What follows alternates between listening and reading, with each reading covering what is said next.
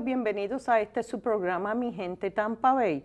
Yo soy Aurea Rodríguez. Se encuentra con nosotros hoy el señor Gabriel Cantaña. Gracias, señor Gabriel, por estar con nosotros hoy. Buenas tardes, Aura. Un placer para mí que me hayas invitado a tu programa.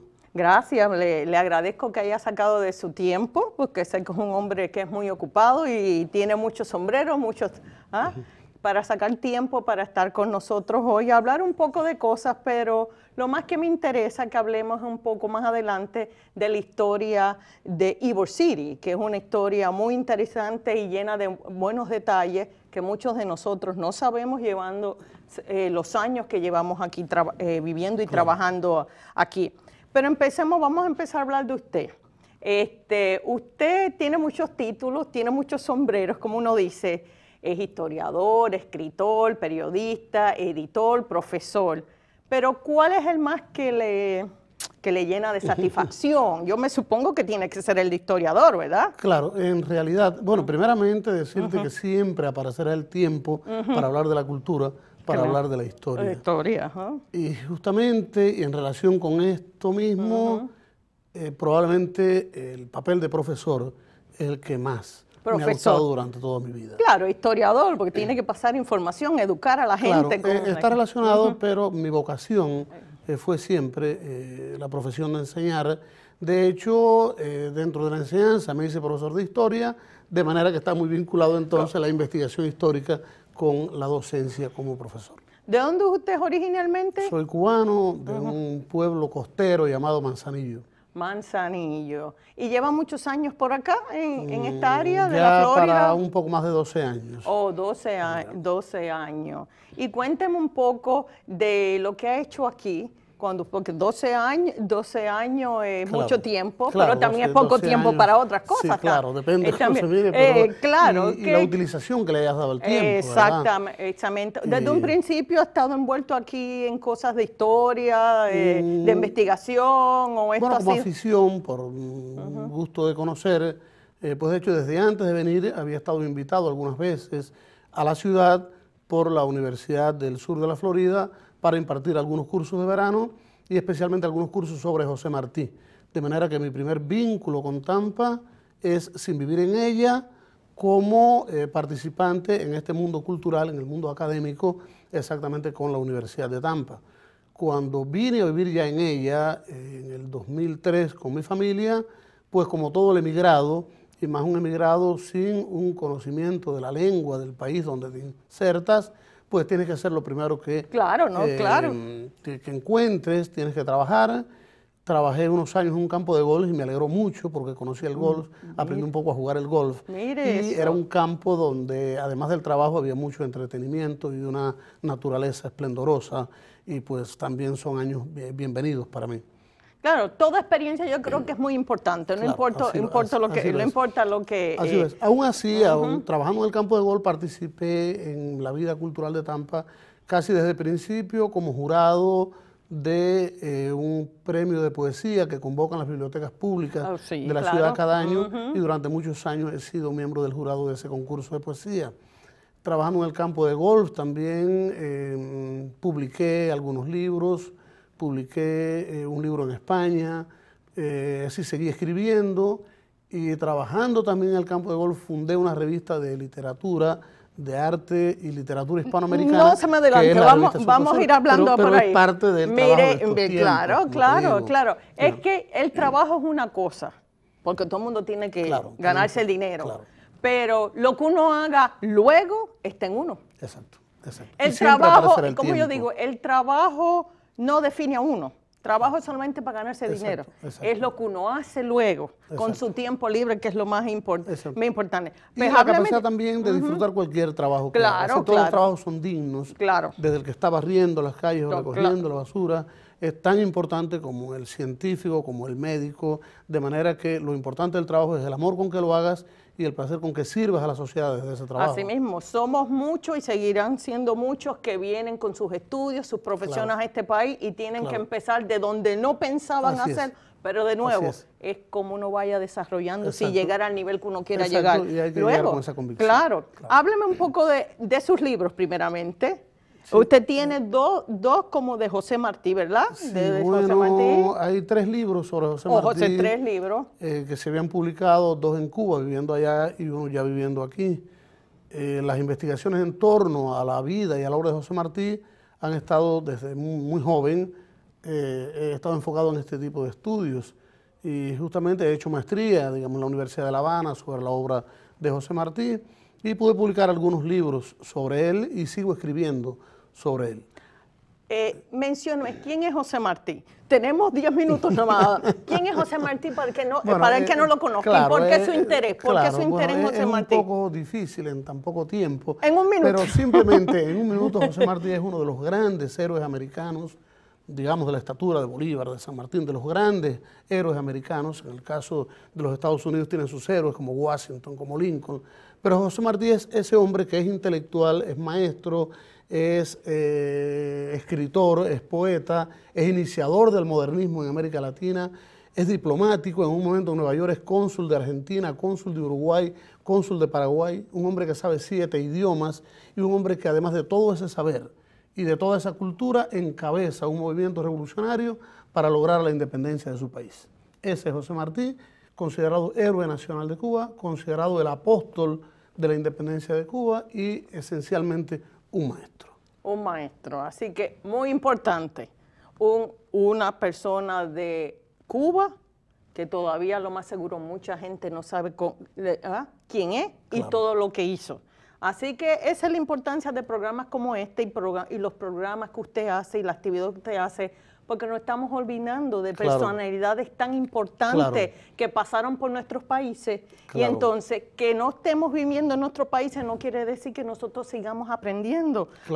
Y un gran americano, y pasando la historia, porque hizo mucho trabajo. Y justamente aprovecho para decir que en el próximo mes de abril hay un evento internacional sobre José Martí en la Universidad de Tampa, donde vienen investigadores de muchos países del mundo. Muy importante. Tiene estos 3 libros, pero creo que hábleme de este, que me dio curiosidad el título. Bueno, este es un libro de cuentos. De cuentos, Este es un libro, es literatura, es ficción y de alguna manera es el camino que andas por la vida. De Seca en Meca. Que de alguna manera es una frase en que por la propia diversidad del libro, diversidad de temas, un libro que anda de unos temas a otros, como dijera, no sé, Don Quijote, andar de la seca a la Meca, andar de la seca en Meca, como de un lugar a otro. Sí, eso es una frase que yo de muchos años de niña siempre se oía, casi no se oye, pero sí. Ese libro se publicó en España, en Madrid, en el año 2010, y ha gozado de una buena apreciación de la crítica. Qué bueno, qué bueno. Y entonces, ¿qué otra cosa tiene por aquí? Pues yo sé que también usted es parte de una revista literaria digital,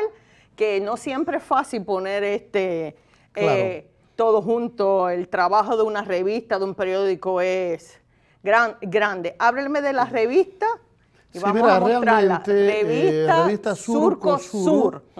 Es una revista de arte y literatura hispanoamericano, donde publican autores de diversas partes del continente y de muchas universidades de los Estados Unidos también. Es una revista que tiene un fuerte componente académico, aunque también goza de un sabor, digamos, más popular.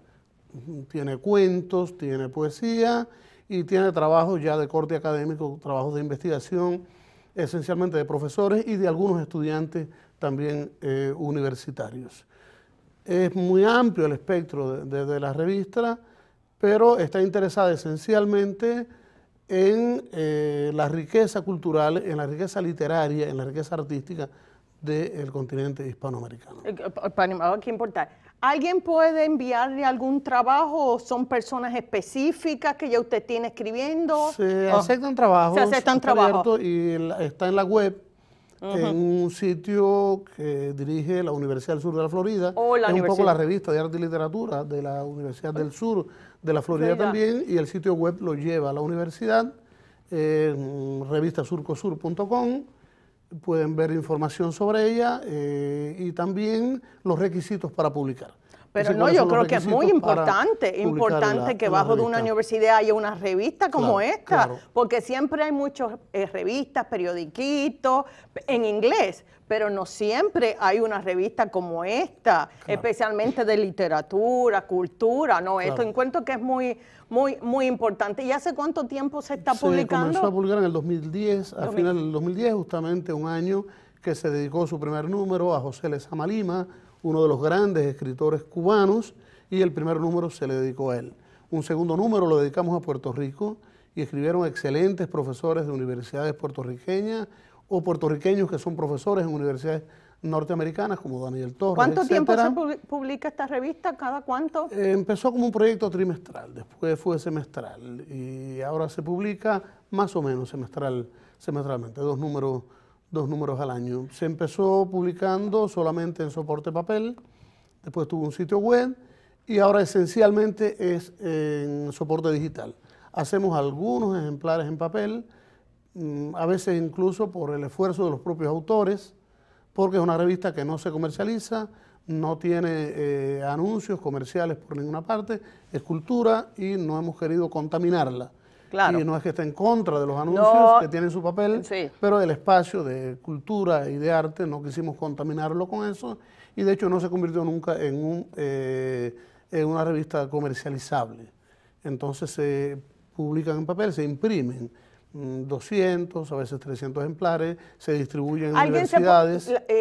¿Cómo se pueden registrar o pueden conseguir las revistas? ¿Solamente hay que registrarse para verla en la internet? ¿O pueden entrar a Revista Surcosur y pueden ver incluso todos los números que ya han sido publicados, pueden acceder a ellos a través de la web. Muy importante, claro. A veces los anuncios comerciales son importantes para darle financiamiento, pero uno hay que ponerlo todo en un balance. ¿Quiere la información o quiere el comercial? Exacto. Y en una época donde ya se han acabado o se están acabando los mecenas que aparecían a financiar un proyecto de esta naturaleza, pues resulta un poco imposible mantener la impresión que era un deseo nuestro por también el sostenimiento del papel. Es decir, el mundo digital no va a acabar con el mundo del papel, las ferias del libro en el mundo cada vez se llenan más. ¿Y hasta dónde está llegando? ¿Hasta dónde está llegando por la digital? Así que, sí, hábleme también, que usted también ha estado en la televisión, usted hace de todo un poco.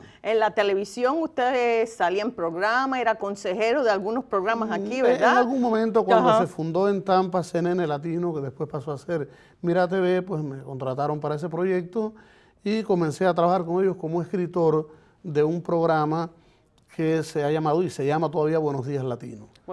Trabajé durante un tiempo como escritor de ese programa. Después comencé a trabajar en el periódico La Gaceta y aunque he seguido yendo a este canal, esencialmente cuando me invitan a colaborar para la producción de algún programa, he hecho entrevistas para el canal, he sido entrevistado también para el canal y de alguna manera he mantenido algún vínculo con ellos, aunque a tiempo completo trabajo para el periódico La Gaceta. La Gaceta. Pero hay que mencionar también que usted lleva años siendo miembro de la coalición de artistas hispanos, ¿verdad? De lo que le llaman CHA, ¿verdad? Sí, he estado también varios años y aprecio mucho a los miembros y directivas como Damaris Soto, Agustín y la esposa, Tejeda, Manuel Portales, etcétera, que son miembros de CHA y hemos hecho muchos trabajos de conjunto, he colaborado en muchas de sus actividades. Y todos ellos lo son he hecho amigos. Siempre con mucho placer. Todos ellos son amigos del programa. Hábleme un poco del periódico La Gaceta, la importancia del periódico en La Gaceta con la historia de Tampa y su ubicación. Este periódico es uno de los más antiguos de esta área, ¿verdad? Este periódico tiene más de 100 años, 100 años. Va a cumplir 100 años. 100 años. Sí, tiene 93 años. ¿Quién fundó La Gaceta? Lo fundó Mantella, Victoriano Mantella, un cubano que llegó aquí en 1913 y en 1922 ya funda La Gaceta. Pero quiero decirte que es el periódico más viejo en español de los Estados Unidos. Es decir, no solamente del área, es el periódico en español más antiguo que existe en los Estados Unidos. Pero se distingue por algo, ¿verdad? Porque se escribe en 3 idiomas, ¿verdad? O todavía, ¿sí? Es todavía, es el único es el único periódico también trilingüe de los Estados Unidos, que tiene una sección en español, que justamente es la parte que yo dirijo, soy editor en español del periódico en los últimos 2 años. El periódico sale en inglés y tiene una página italiana que ha conservado también. Y esto tiene una razón esencial, sí, y es que los orígenes latinos de la ciudad de Tampa tienen que ver con estos 3 componentes poblacionales, es decir, con los españoles, con los cubanos, esencialmente como hispanos, y con los italianos. Ybor City se funda prácticamente con estos 3 grupos poblacionales.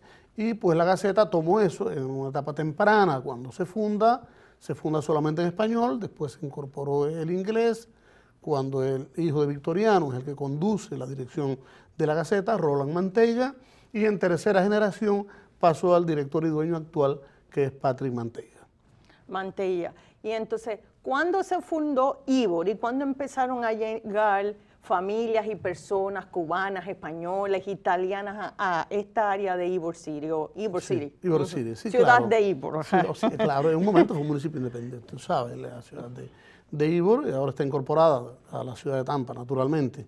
Pero Ybor City nace a mediados de la década del 80 del siglo XIX, exactamente en 1886, cuando se traslada de Cayo Hueso a Tampa Vicente Martínez Ybor. Vicente Martínez Ybor era dueño de una tabaquería, de tabaquerías en Cayo Hueso. Cuando empezaron a buscar otros lugares donde asentarse, donde trasladar algunas de las fábricas con el propio crecimiento de la industria tabacalera, casi de casualidad, pasando por la bahía, pasando por los frentes de la bahía, miraron hacia el lugar y un ingeniero llamado Gabino Gutiérrez, que vivía en Nueva York y era amigo de Ybor, al trasladarse a Cayo Hueso, para esta época el traslado de Nueva York a Cayo Hueso era por mar. Después, cuando se fundan los ferrocarriles, se venía en ferrocarriles de Nueva York hasta Tampa, y de Tampa se seguía, Miami no existía, se seguía hasta Cayo Hueso en barco. Bueno, Gabino le dijo a Vicente, reunidos en Cayo Hueso, que había visto en estas áreas que había una enorme producción de guayaba. Realmente no era cierto, pero cuando llegan al lugar, a Vicente le gustó. Y entonces estuvieron en esa área de Ybor City, que era prácticamente pantano, maleza, no existía prácticamente nada, y se compran esos terrenos y comienza la producción de tabacos. Junto con Vicente vinieron otros industriales, como Haya, por ejemplo, que vino de Nueva York, y empezaron a llegar otros industriales, montaron sus fábricas de tabaco, y este mismo año, 1886, comienza la producción de tabaco. Con la fábrica, naturalmente, llegaron los trabajadores, y los primeros trabajadores venían de Cayo Hueso. Si los mismos tabaqueros que habían estado en Cayo Hueso, muchos eran de las propias fábricas de Martínez Ybor, se trasladan aquí. Él manda a construir aquellas casitas de madera que fueron las iniciales. Gabino es el que diseña las primeras calles, donde es hoy, digamos, Séptima Avenida. ¿Por qué séptima? Que siempre eso es una controversia, bueno, aquí. ¿Por qué le falta la P? Sí. No. Porque mucha gente dice que falta la P. Yo digo, tiene que haber una razón por qué séptima y no séptima. ¿Qué significa una cosa y cuál es la otra? No, es lo mismo. Un problema de dicción, yo creo, porque séptima es 7. Okay. Es simplemente lo que algunos dicen, pero séptima se escribe en buen español con P, séptima. Ajá. Que es como se escribe, y es como es cuando lo vas a poner en letra. Puedes ponerlo en número, y es 7.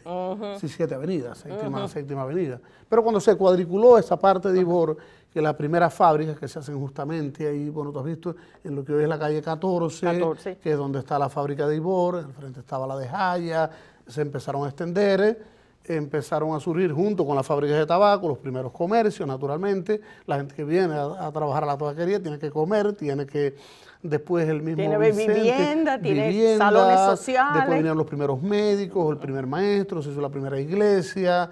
Ybor regaló a sus trabajadores un almacén donde él tenía inicialmente para guardar las pacas de tabaco, etcétera, y ahí hicieron el primer teatro, que fue el Liceo Cubano, está entre séptima, entre 13 y 14, es ya también un teatro, empezó a ser una ciudad, y esto son las últimas décadas del siglo XIX. Como esas últimas décadas del siglo XIX coinciden con el movimiento independentista en Cuba, Entonces, muchos de estos tabaqueros que eran muy patriotas, muchos habían participado en la guerra anterior, en la guerra de los 10 años, y pugnaban por reiniciar la guerra de independencia en Cuba, pues hay un momento de la historia de Ybor City, en el año 1891, donde las primeras organizaciones de cubanos, como era el Club Ignacio Agramonte, la Liga Patriótica Cubana, hacen actividades, y el Club Ignacio Agramonte en 1891 estaban preparando una velada artístico-cultural de carácter patriótico que debía desarrollarse el 26 de noviembre. Y tuvieron la buena ocurrencia de invitar a un orador de Nueva York, y ese orador de Nueva York era José Martí. Por esa razón, el 25 por la noche, ya a la medianoche, del 25 al 26, se desmonta en el andén de la Sexta Avenida en Ybor City, se desmonta José Martí. Fue todo un acontecimiento por lo que ocurrió a partir de ese instante. El discurso del día siguiente, con todos y para el bien de todos, el discurso de los Pinos Nuevos, la organización de todo aquel movimiento patriótico cubano.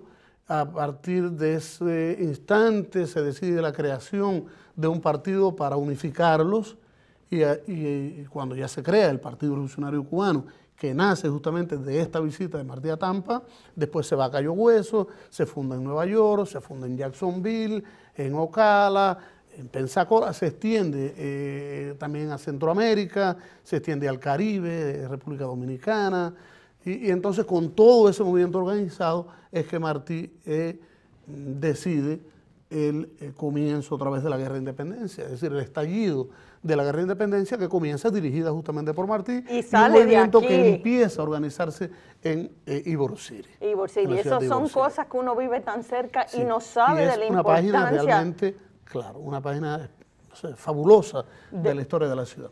Habría que decir que cuando ya las fábricas de tabaco, es decir, ocupan este lugar y sigue creciendo, porque llegó a convertirse en una de las producciones más grandes del mundo de tabaco, con millones de tabacos anuales. ¿En qué tiempo estamos hablando? ¿Qué año? Bueno, empieza en el 86, va a ser creciendo el 87, 88, Martí viene en el 91, pero ya hacia el 91 empiezan, en lo que te iba a decir, se empiezan a extender hacia el oeste. No había el puente todavía, finalmente se hace el puente para poder pasar de lo que era Ybor City a lo que es hoy West Tampa, por el puente en el Gilboro, y entonces ven que aquel lugar, que también estaba prácticamente despoblado, empiezan a fundar algunas fábricas de tabaco en West Tampa. El primero es de apellido Pino, del Pino, que funda la primera fábrica. Pensaron ponerle Pino City a lo que es West Tampa. Después Pino abandonó la fábrica, se la vende a los hermanos O'Halloran, y a partir de ahí empiezan a crecer fábricas de tabaco y también teatros y también escuelas, y se hace West Tampa. Así sí, que West Tampa forma, es una prolongación prácticamente de esta fiebre tabacalera que asiste a Ybor City a fines de la década del 80. Y a tal punto que en el año 1895 deciden hacer a West Tampa un municipio independiente. Mira si creció. Y el primer alcalde, que también fue un hispano, fue el cubano Fernando Figueredo. ¿Y cuándo se funda Tampa entonces? ¿Ya estaba ahí o estaba West Tampa? No, Tampa existía, pero estaba la parte americana. Acuérdate que ya antes de este proceso, Tampa había nacido como municipio y se había incorporado en 1849 como municipio, con 185 habitantes. 185 habitantes, ya era una ciudad grande. 185 habitantes incorporan en 1849. En 1840. Y Tampa ya existía, había, porque estaba el fuerte, que se había hecho el fuerte del Brook, que estaba ahí cerca. Entonces, en toda esta parte de lo que es el downtown, ya era la parte más americana de la ciudad, y que fue a partir justamente de la creación de este fuerte, y que cumplió un papel extraordinario en la defensa de la ciudad y en la participación de esta zona, tanto en la guerra de independencia primero y después en la guerra civil también. Después en las guerras contra tribus indígenas, sobre todo con la guerra seminola, porque los seminolas eran tribus que vivían sobre todo al norte de Georgia y después fueron empujados, después de la guerra de independencia, fueron empujados hacia el sur y ocuparon muchos de estos territorios, pero hubo enfrentamientos, hubo guerras entre las fuerzas ya norteamericanas y las fuerzas indígenas, y para eso cumplió un papel importante este fuerte. Y a partir del fuerte vino un grupo de hombres americanos de descendencia inglesa, justamente por un lord inglés, es que le ponen Hillsborough al río. Y bueno, ya hay una parte americana. Cuando yo te hablaba de la creación de Ybor City, esto existe. Y se va creando también, por ejemplo, la calle Franklin, que era la calle principal del downtown, muy llena de comercios, etcétera. Franklin era, para esta parte americana, lo que venía siendo la calle séptima para los hispanos en Ybor City. En Ybor City. Y mire qué... Bueno, por eso es que lo he dejado hablar. Aquí podemos estar aquí ahora. Es interesante y muy importante, pero también una pena que muchos de nosotros no sabemos esta historia que tenemos tan cerquita, estos acontecimientos, estos edificios, estos clubes, estos museos de historia. Y hay que ver por lo mucho que ha pasado Ybor City para todavía mantener esta historia, estos museos, estos edificios culturales, y los fondos, de nuevo, el fondo, el comercio, siempre, pero hay que ayudar, hay que motivar, hay que darle apoyo y traer personas como usted para que sigan difundiendo esta historia y la importancia. Y más que personas como yo, que existan personas como tú que tienen este programa, que tienen la sensibilidad de ocuparse de esta historia y de esta cultura que nos pertenece. Si no conocemos el ayer, no sabemos qué somos hoy o quiénes somos hoy. Si no sabemos de dónde venimos, de las cosas, no sabemos para dónde vamos. Es muy cierto. Yo creo, mira, justamente en el periódico La Gaceta, que ahorita mencionamos, que es este periódico, yo escribo una página... Vamos a ponerlo del otro, La Gaceta, Exacto. Yo escribo una página semanal que se llama Líneas de la Memoria, que intenta rescatar justamente estas historias. Antes de irnos, que nos queda solamente unos minutos, quiero que mencione que entre uno de sus proyectos, usted en los próximos meses va a estar envuelto en un documental de esta visita que hablamos de José Martí, ¿verdad? Claro, ciertamente. Yo he escrito mucho sobre José Martí, como dijimos inicialmente, pero me ha motivado que se cree un documental, que se cree una obra audiovisual por toda la capacidad que tiene de llegar al espectador, a mayor cantidad de personas. Y entonces yo he escrito el guión sobre la primera visita de Martí a Tampa. Son 3 días y el documental va a comenzar justamente desde el instante, es decir, a partir de elementos de ficción, donde un viejo de la actualidad lleva a un niño a ese andén de Ybor City a contarle que por ese lugar había llegado José Martí hacía 125 años. Así que ahí lo vamos a dejar porque ya nos quedan 30 segundos. Pero es muy importante, lo vamos a invitar de nuevo y con mucho orgullo cuando ya ese documental esté más adelantado. Y así que ha sido un placer, he aprendido mucho, así que gracias por sacar de su tiempo. Gracias amigos, aprendimos un poco de historia hoy, especialmente del área donde vivimos, Tampa y Ybor City. Bueno, gracias de nuevo por su tiempo y gracias amigos por estar con nosotros hoy. Yo soy Aurea Rodríguez y como siempre este es su programa Mi Gente de Tampa Bay. Gracias amigos de nuevo, que pasen buen día. Gracias señor Gabriel por estar con nosotros.